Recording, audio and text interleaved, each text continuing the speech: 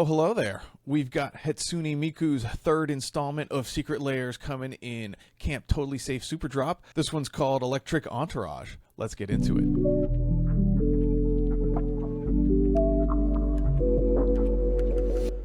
Alright, as I said at the beginning of this video, this is the third of 4 Miku Lairs that we are getting this year.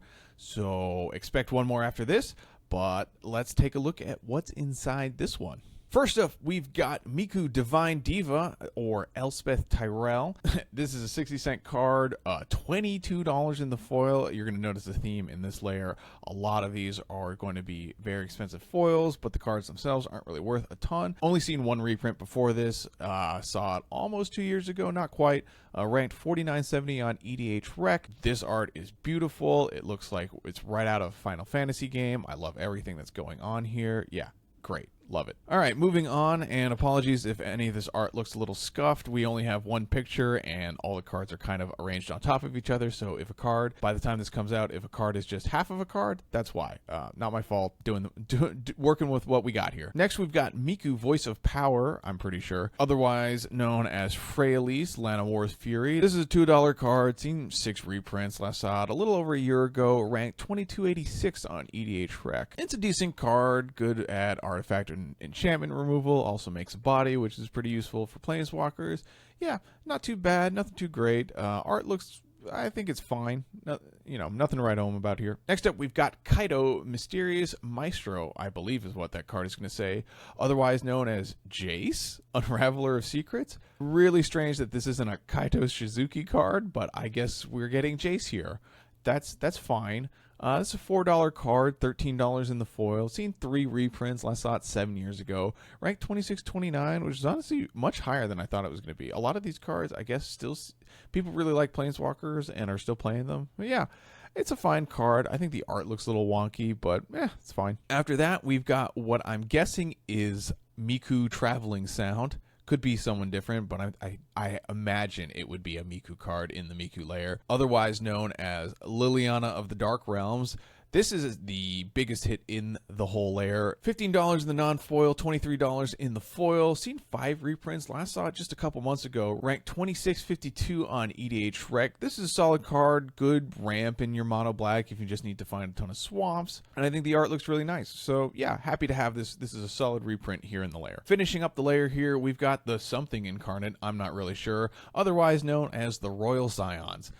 This is a bulk card, 30 cents for it in the non-foil, $1 in the foil. Seen 4 reprints, last saw it a year ago, ranked 96.67. Not super great. Art looks fine, at least the one half of the Royal Signs that we can see. Yeah. Stats-wise, we've got $22.06 for the non-foil, $62.39 for the foil. Again, these cards haven't seen a ton of reprints, so that foil price is exacerbated, as has been so many of the layers in this super drop. So ratings, let's get to the foil. This is a 5 again in the financial. Again, lots of scarcity at play here, so keep that in mind if you are looking to purchase this. Playability is a 2.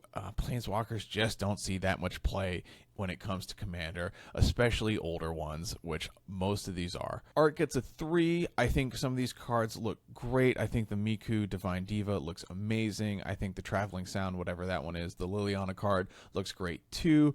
The rest of these are just okay. The Kaito seems like a miss. I don't really get what's going on there. And we have another kind of scuffed looking Miku in Voice of Power. They're just fine. I think they're all right, but I really do think that they balance out the gorgeous art that we have in the Divine Diva and the Liliana card. The non-foil rating comes down to a 3 instead of a 5. We just don't have scarcity foils to kind of prop this up. So this is kind of a more accurate picture of what these cards are going to look like in terms of reprint value. Overall, this is a pretty medium layer, as have been most of the Miku layers. They are definitely banking on the IP instead of just solid reprint value here, or even playability. So the total value for this layer is a 4 in the foil and a 3.8 in the non-foil. Again, we've got the same thing as going on in the last 2 layers. We've got a -0.5 point for the scarcity foil and plus a whole point because of outside IP, and we know that scalpers love to snag these. If you're looking to snag a Hatsune Miku layer, make sure that you are prepped and ready to go on the 30th, because the scalpers do not mess around. These layers have a tendency to sell out within the first 3 or so hours, so if this is something you like, get with a friend if you're not available, or just make sure your computer is ready to go, and best of luck to you.